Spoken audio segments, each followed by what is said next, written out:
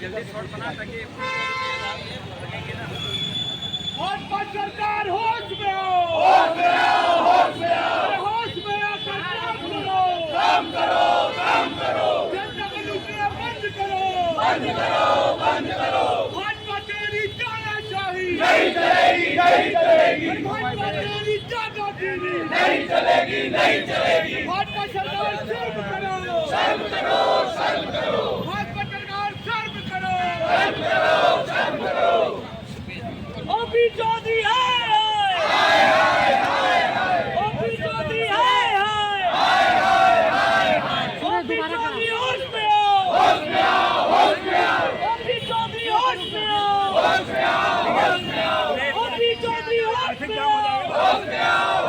महिलाएं काम कर रही हैं, अब उनके सामने रोजी रोटी का प्रश्न हो गया। सरकार जो है वो गाइडलाइन तय करने के पहले पता नहीं किन सेठों से पूछा है, उसके अनुसार किसी 2, 3, 4 लोगों को उपकृत करने के लिए गाइडलाइन तय हुआ है, ऐसा हमको लगने लगा है। कारण वो यहाँ से 30 किलोमीटर दूर 600 स्क्वायर फीट जो स्क्वायर फीट था उसका जमीन का कीमत 4200 रुपये कर दिया।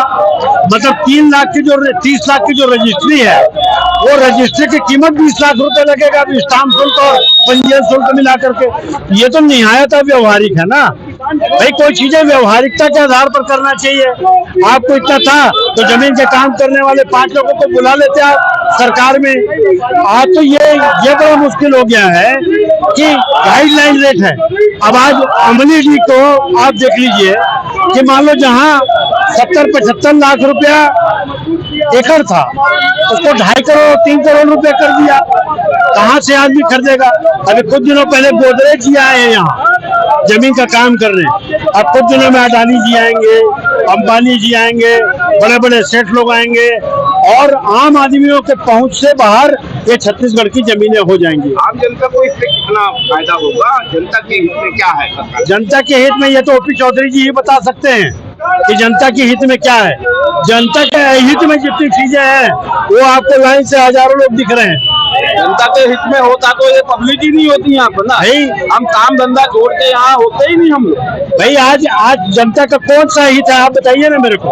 जो गाइडलाइन मनमर्जी चल रही यहाँ पर, अपराध रोक नहीं पा रहे, मनमर्जी चला रहे यहाँ पर में, और वो परेशान कर रहे आम नागरिक को।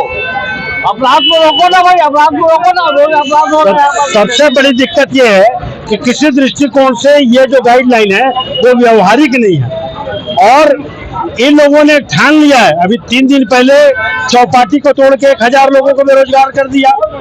अब जमीन के छोटा मोटा काम करने वाले 3 से 5 लाख लोगों को बेरोजगार करने का टेंडर इन्होंने ले रखा है।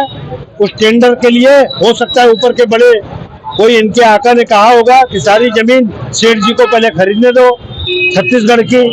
तो कुल मिलाकर के आज ये जो अव्यवहारिक निर्णय है उसको शासन को वापस लेने के लिए हम लोग यहाँ पर जनसंवाद का कार्यक्रम रखें। रायपुर